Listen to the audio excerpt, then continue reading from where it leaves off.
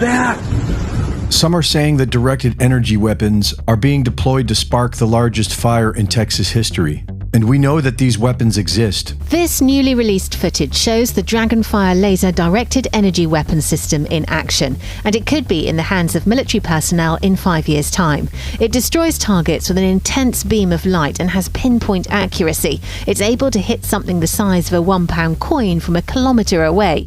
The fires we have seen in recent years, including the fires in Texas, are very different from what we have seen in the past. They often selectively spare the trees while burning the infrastructure into a powdery ash footprint. I have witnessed and observed some extraordinary damage in our state. It could be caused by hurricanes or tornadoes, and frequently when you see the aftermath of that damage, there's some semblance of a structure that is still there. When you look at the damages that have occurred here, it's just gone, completely gone. Nothing left but ashes on the ground.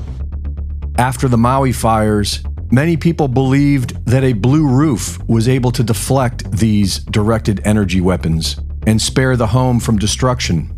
And Joe Biden recently alluded to this twice. If you fly over these areas that are burned to the ground, you'll see in the midst of 20 homes that are just totally destroyed, one home sitting there because it had the right roof on it. And anyway. Yes, and by the way, if you notice you fly over in the helicopter, those places with good roofs, they didn't burn. With the right materials. Yeah. So we got to change that. Anyway. Joe Biden is clearly not a reliable source of accurate information. But why would a roof save a house from burning? And while there is plenty of circumstantial evidence that suggests directed energy weapons are being used to start these recent fires, arsonists have been arrested starting them the old-fashioned way. And there is a clear motive. The United Nations, who have been orchestrating the open border policy of America and several other countries, have openly announced plans to clear the lands of people and move them into smart cities. Starting with Agenda 21, a map which shows designated off-limits to human areas lined up with the 2008 California fires. 9 years ago, planning was announced for smart cities to be built on Maui, but the most coveted property was owned by natives whose families have lived there for generations prior to Hawaii being annexed by the U.S. In August of 2023, Maui was devastated by highly suspicious fires.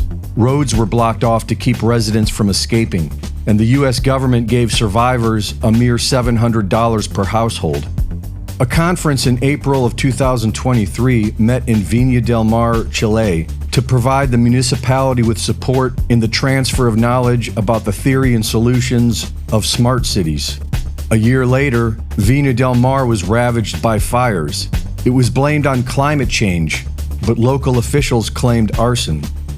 And in 2022, Amarillo, Texas was reported to be the #1 area under the radar for the Texas housing market under the United Nations Vision 2045. On February 26th of this year, the biggest fire of Texas broke out in this same area. Vision 2045 is the latest iteration of the United Nations plan to seize control of 90% of the land and limit people to 15-minute cities. I'd like to think that change happens in manageable ways. It doesn't happen like that.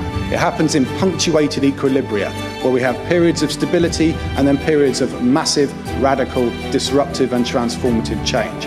And that is where we are right now. This is the decisive decade in the history of humanity. We who are here now have a responsibility that no future generations will have. Reporting for InfoWars, this is Greg Reese.